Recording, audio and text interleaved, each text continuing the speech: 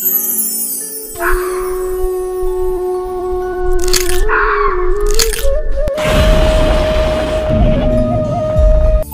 অনেকদিন আগের কথা। একটি নদী কিনারায় একটি কিংকংয়ের ছানা বসে কান্না করছিল। আমার মা কোথায়? আমার বাবা কোথায়? আমার বাবাকে, মাকে, আমি এখানে এসেছি কিভাবে? আর কিংকংয়ের ছানা এভাবে যখন কান্না করছিল, ঠিক তখন ওখানে একটি গডজিলা চলে আসে। আর গডজিলাটা কিংকংয়ের ছানাটাকে দেখে বলে, এখানে কিংকংয়ের ছানা আসলো কিভাবে? আমাদের জঙ্গলে তো কোনো কিংকং নেই, আর আশেপাশে কোনো কিংকংকে দেখতে পাচ্ছি না। এই ছানাটা আসলো কিভাবে? এই যে ছোট্ট মিষ্টি ছানা, তুমি এখানে এসেছো কিভাবে? আমি এই নদীতে ভেসে এসেছি। তুমি কি আমার মা? আমার লক্ষ্মী মা। আমার অনেক ক্ষুধা লেগেছে। তুমি আমাকে ফেলে কোথায় গিয়েছিলে মা? তোমার সাথে করে নিয়ে চলো না আমাকে মা। এই কিংকং এর ছানাটা মনে হয় হারিয়ে গেছে, আর ওকে আমি যদি একা রেখে যাই, জঙ্গলের যে কোনো হিংস্র প্রাণী ওকে খেয়ে ফেলবে। তাই ওকে আমার সাথে করে নিয়ে যাই। আচ্ছা লক্ষ্মী সোনা, তুমি আমার সাথে চলো, আমার বাড়িতে চলো। আর এই কথা বলে গডজিলা কিংকং এর ছানাটাকে সাথে করে নিয়ে যায়। গডজিলা যখন কিংকং এর ছানাকে তার বাড়িতে নিয়ে যায়, গডজিলার বাড়িতেও তার একটি ছোট্ট ছানা ছিল। কিংকং এর ছানাকে গডজিলার ছানার সাথে রেখে দেয়। আর ঠিক তখনই গডজিলার স্বামী তার বাড়িতে চলে আসে, আর এসে কিংকং এর ছানাকে দেখে বলে, আরে গিন্নি, এই কিংকং এর ছানাটা এখানে কোথা থেকে এলো? কিংকং আমাদের চিরশত্রু, তুমি কি জানো না? ওকে এক্ষুনি এখান থেকে বের করে দাও, না হলে কিন্তু আমি ওকে মেরে ফেলবো। আর এই কথা শুনে মেয়ে গডজিলাটা বলে, শুনো, ওকে আমি নদীর কিনারায় পেয়েছি, আর ওখানে কোনো কিংকং ছিল না। আর এই ছানাটাকে যদি আমি নদীর পাড়ে রেখে আসতাম, তাহলে যে কোনো হিংস্র প্রাণী ওকে খেয়ে নিত। তাই ওকে আমার সাথে করে নিয়ে এসেছি। তোমার কি মাথায় কোনো সমস্যা আছে নাকি? আমি কিচ্ছু জানতে চাই না, ও যেখান থেকে আসুক না কেন, ওকে এক্ষুনি গা ধাক্কা দিয়ে বের করে দাও, না হলে কিন্তু আমি ওকে চিবিয়ে খাবো। ঠিক তখনই মেয়ে গডজিলাটা বলে, ওগো শুনো, ওকে আজকের দিনটা এখানে থাকতে দাও, আমি কালকে ওকে বের করে দিব। আচ্ছা ঠিক আছে, তুমি যেহেতু এত করেই বলছো, আজকের রাতটা ও এখানে থাকতে পারবে, কাল সকালেই আমি ওকে বের করে দেব। তারপর রাত হয়ে যায়, আর কিংকং এর ছোট্ট ছানা মেয়ে গডজিলাকে বলে, মা মা, তুমি কি আমাকে কালকে সকালে বের করে দিবে? মা, আমাকে তুমি এই বাড়ি থেকে বের করে দিও না, আমি তোমাকে ছাড়া বাঁচবো না মা। আর এ কথা শুনে গডজিলার মনে অনেক মায়া হয় কিংকং এর ছানার জন্য। আর তখন গডজিলা বলে, না বাবা, আমি তোমাকে কোথাও ফেলে দিব না। আমি যদি এই জঙ্গলে এই কিংকং এর ছানাটাকে রাখতে চাই, তাহলে আমার স্বামীর সাথেই আমার যুদ্ধ হতে পারে। তাই আমি আমার দুই ছানাকে নিয়ে এখনই এই জঙ্গল ছেড়ে অন্য কোনো জঙ্গলে চলে যাব। গডজিলা এই কথা বলে কিংকং এর ছানা আর গডজিলার ছানাকে সাথে করে নিয়ে অন্য জঙ্গলে চলে যায়। আর এভাবে বেশ কিছুদিন কেটে যায়। একদিন গডজিলা ছানা আর কিংকং এর ছানা জঙ্গলে খেলছিল। তখন গডজিলা ছানা কিংকং এর ছানাকে বলে, ভাইয়া ভাইয়া, আমি তোমাকে একটা কথা বলতে চাই। তুমি কিন্তু দেখতে আমার মতো না, আমার মার মতনও না, তুমি দেখতে কেমন জানি। আর কিংকং এর ছানা এই কথা শুনে অনেক চিন্তিত হয়ে যায়। আর কিংকং এর ছানা মনে মনে ভাবে, আসলেই তো আমি ওর মতন দেখতে না, আমি মায়ের মতনও দেখতে না, তাহলে আমি কে? আর ওরা যখন এ কথা বলা বলি করছিল, ঠিক তখন মা গডজিলাটা সেখানে চলে আসে। মা গডজিলা বলে, বাবা, তুমি আমারই বাচ্চা, তুমি আমার মতন দেখতে না হও, সব বাচ্চারা এক রকম হয় না, তুমি একটু আলাদা, তোমার ভেতরে বিশেষ কিছু আছে। এই নিয়ে তুমি মন খারাপ করো না, তুমি আমার বাহাদুর বাচ্চা। চলো তোমরা দুজন গুহার ভিতরে চলো। পরের দিন সকালবেলা কিংকং এর ছোট্ট ছানা মনে মনে ভাবে, মা তো প্রতিদিন আমাদের জন্য খাবার নিয়ে আসে।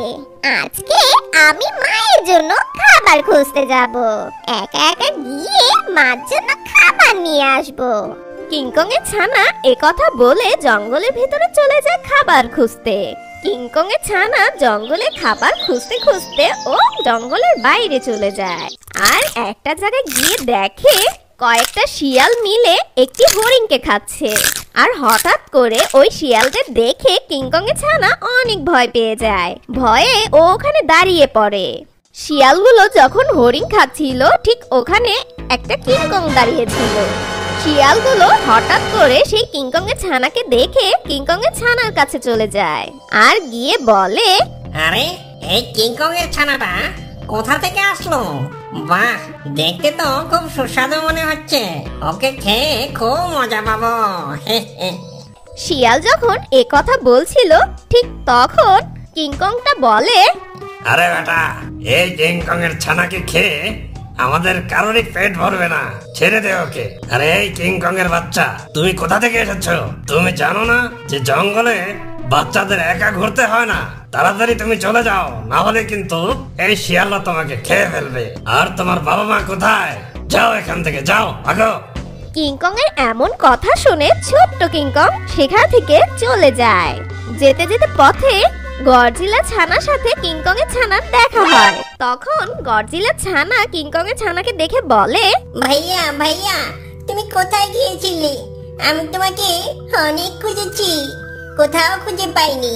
গডজিলা ছানা যখন এই কথা বলছিল ওই দুষ্ট পাজি শিয়াল কিংকং এর ছানার পিছু পিছু এসেছে আর ঝোপের আড়াল থেকে বের হয়ে এসে গডজিলা ছানার উপরে ঝাঁপিয়ে পড়ে। গডজিলা ছানাকে বলতে থাকে, আরে এই গডজিলা ছানা, ও তোর কোনো ভাই না, ও একটা কিংকং এর ছানা, বুঝতে পেরেছিস? আর এখন তোকে আমি চিবিয়ে খাবো।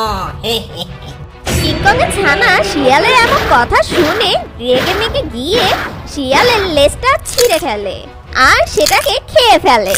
আর এই প্রথম কিংকং এর ছানা মাংস খায়। শিয়ালের লেজটা কাটার পর শিয়ালটা সেখান থেকে এক দৌড়ে পালিয়ে যায়। আর কিংকং এর ছানা গডজিলা ছানার উপরে ঝাঁপিয়ে পড়ে আর সে বলে, আমি তোমার ভাই না, তুমি সত্য বলেছো, আমি তোমার মতন দেখতেও না, আমি একটা হিংস্র প্রাণী, এখন তোমাকে খেয়ে ফেলবো।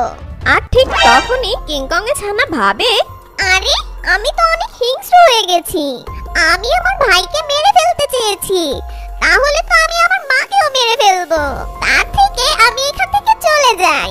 আমি কোনো গডজিলা ছানা না, আমি কিংকং এর ছানা, আমার বাবা মা কোথায় আমি তা জানি না, তাই আমি ওদের সাথে থাকবো না, এই জঙ্গল থেকে এখনই পালিয়ে যাব।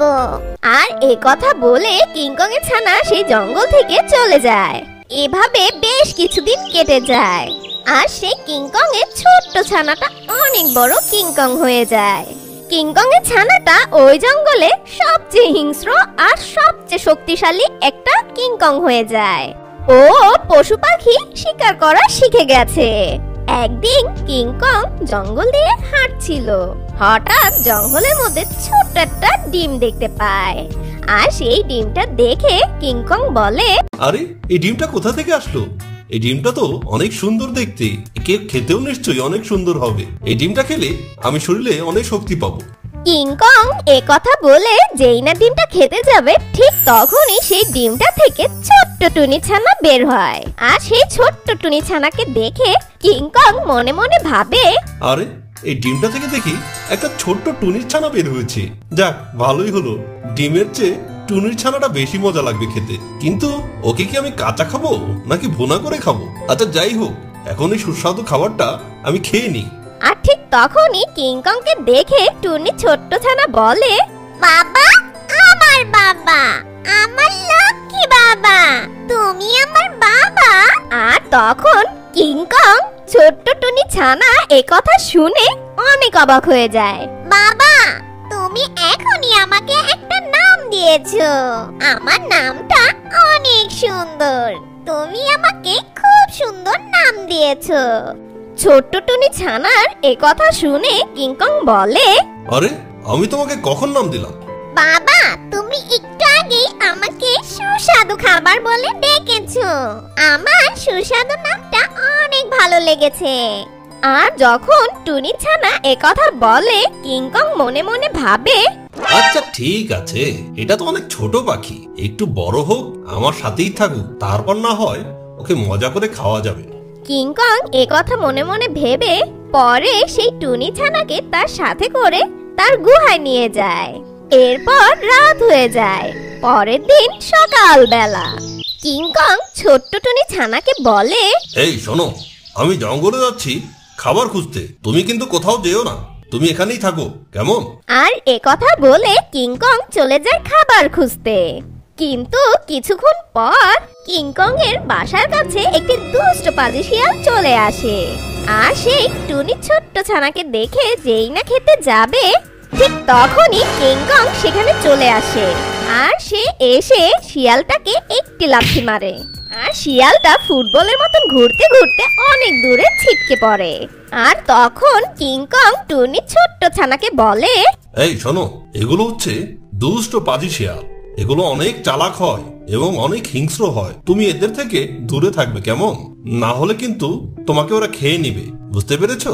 এই বলে কিংকং গুহার ভিতরে যায়। আর টুনি ছোট্ট ছানা কোথায় যেন চলে যায়।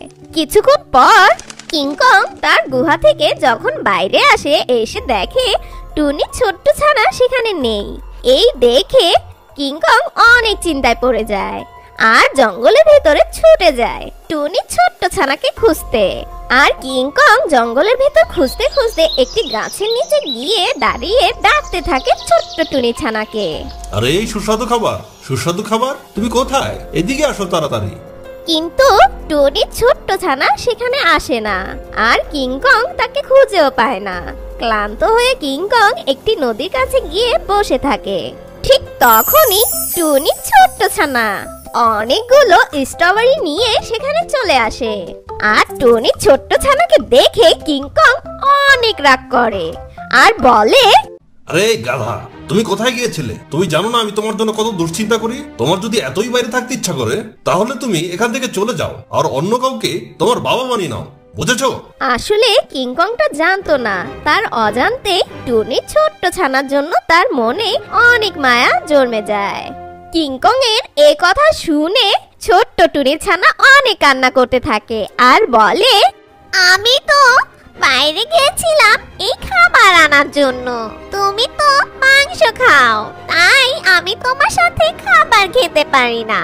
তোমার জন্য এই স্ট্রবেরি খুঁজতে গেছিলাম, আমি তোমার সাথে একসাথে খাবার খেতে চাই, তাই আমি তোমাকে না বলে বাইরে একা চলে গেছিলাম। আচ্ছা আচ্ছা আচ্ছা বাবু, আমি বুঝেছি, থাক তুমি কান্না করো না, আমি খাচ্ছি। বাহ, স্ট্রবেরিটা খেতে তো অনেক মজা।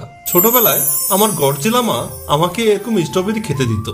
প্রকৃতির কি লীলা খেলা, একটা কিংকং এর ছানাকে বড় করেছে একটি গডজিলা, আর এখন একটি টুনি ছানাকে লালন পালন করছে একটি কিংকং।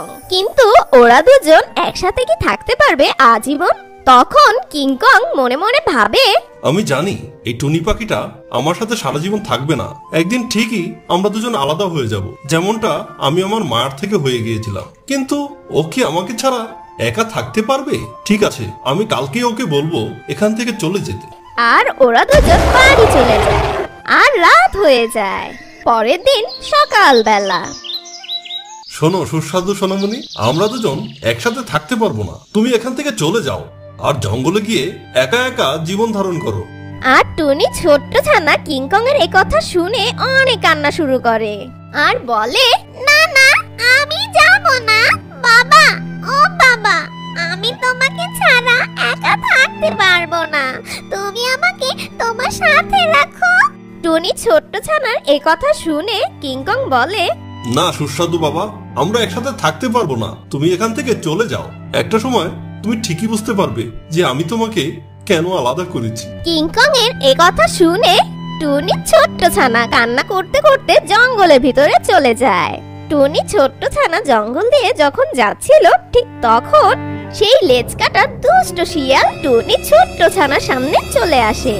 আর শিয়ালটা বলে, এই টুনিটা তো আমার সামনে চলে এসেছে, এখন এটাকে খেতে হবে। আর শিয়ালের এই কথা শুনে টুনি ছোট্ট ছানা কিংকংকে ডাকতে থাকে, বাবা বাবা আমাকে বাঁচাও, বাবা বাবা তুমি কোথায় বাবা, আমাকে এই দুষ্ট পাজি শিয়াল খেয়ে নিবে, বাঁচাও বাবা বাঁচাও আমাকে। আর যখন কিংকং টুনির ছোট্ট ছানার এরকম চিৎকার শুনে, ঠিক তখন কিংকং এক দৌড়ে জঙ্গলের ভিতরে চলে যায়। আর কিংকং সেখানে গিয়ে শিয়ালটাকে এক লাথি মেরে ফেলে দেয়। আর এটা ছিল সেই দুষ্ট পাজি শিয়াল, যার কিনা এই কিংকং লেজ খেয়ে ফেলেছিল। সেই দুষ্ট পাজি শিয়াল কয়েক বছর পর ঠিক একই কাহিনী আর একই ভাবে টুনি ছানাকে আবারও বলে। এই টুনির ছানা, শুনতে পাচ্ছিস? ওই কিংকংটা কিন্তু তোর বাবা নয়, তুই একটা টুনির ছানা আর ও হচ্ছে একটা কিংকং। শিয়ালের এমন কথা শুনে কিংকং অনেক চিন্তায় পড়ে যায় যে টুনি ছানা এখন সব জেনে গেছে। আর ও যেভাবে গডজিলা মাকে ছেড়ে এখানে চলে এসেছে, টুনি ছানাও সেভাবে ওকে ছেড়ে চলে যাবে। কিন্তু ও তো টুনি ছানাকে অনেক ভালোবাসে, তাই ওকে ছাড়াও ও থাকতে পারবে না। আর ঠিক তখন টুনি ছোট্ট ছানা বলে, এই দুষ্ট পাজি শিয়াল, শোনো, আমি এখন কোনো ছোট্ট টুনি ছানা না, আমি এখন বড় হয়েছি। আর আমার বাবা, ও কিংকং হোক বা অন্য কেউ হোক, ও আমার বাবা। আর ও আমাকে অনেক আদর ভালোবাসা দিয়ে বড় করেছে, তাই ও যেই হোক না কেন ও আমার বাবা। আর এ কথা শুনে সেই দুষ্ট পাজি শিয়াল সেখান থেকে এক দৌড় দিয়ে পালিয়ে যায়। আর কিংকংটা টুনি ছোট্ট ছানার একথা শুনে মনে মনে ভাবে, আরে আমিও তো আমার গডজিলা মার সাথে অনেক বড় অন্যায় করেছি। আমি তাকে কিছু না বলে এখানে চলে এসেছি। আমার মাটা আমাকে অনেক ভালোবাসতো। আমার মা মনে হয় এখনো আমাকে নিয়ে অনেক দুশ্চিন্তা করে। না, একবার হলেও আমার মার সাথে আমার দেখা করতে যেতে হবে। আর কিংকং এই কথা বলে টুনি ছোট্ট ছানাকে নিয়ে রওনা দেয় সেই জঙ্গলের উদ্দেশ্যে। আর কিংকং সেই জঙ্গল দিয়ে যেতে যেতে পথে সেই গডজিলা ছোট্ট ছানার সাথে দেখা হয়ে যায়। আর সেই ছোট্ট ছানা এখন আর ছোট্ট ছানা না, সে এখন বড় গডজিলা হয়ে গেছে। আর গডজিলা ছানাটা কিংকংকে দেখে চিনে ফেলে আর বলে, আরে ভাই, তুমি এত বছর পর কোথা থেকে এলি? মা যে তোমাকে নিয়ে কত দুশ্চিন্তা করে, তোমাকে সব সময় খুঁজতে থাকি। তোমাকে দেখার জন্য এখন আমার মা ব্যাকুল হয়ে আছে। হ্যাঁ ভাই, আমিও আমার মার সাথে দেখা করতে চাই। অনেক বছর তাকে দেখি না। চলো, আমাকে আমার মার কাছে নিয়ে চলো। আর এ কথা বলে কিংকং আর গডজিলা চলে যায় গডজিলা মায়ের কাছে। আর গডজিলা মা কিংকংকে দেখে বলে, আমার বাবা, তুমি এসেছো। আমাকে কোনো কিছু না বলে তুমি কেন চলে গেছো? আমি তোমাকে নিয়ে অনেক চিন্তা করেছি বাবা। আমি জানতাম একদিন হলেও তুমি আমার কাছে আসবে, কেননা তুমি আমার সন্তান। আমি তোমাকে মায়ের মতন ভালোবেসেছি। তুমি আমার কাছে আসবে এটা আমার বিশ্বাস ছিল। আর এ কথা শুনে কিংকং গডজিলা মাকে জড়িয়ে ধরে। আর কিংকং বলে, মা আমাকে ক্ষমা করে দাও মা। আমি তোমাকে অনেক কষ্ট দিয়েছি মা। আমি তোমাকে ছেড়ে আর কোথাও যাব না মা।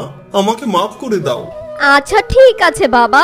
আর ঠিক তখন সেই বড় বাবা কিংকংটা সেখানে চলে আসে। আর এসে কিংকংটা গডজিলাকে বলে, গডজিলা বোন, এই ছানাটা আমার।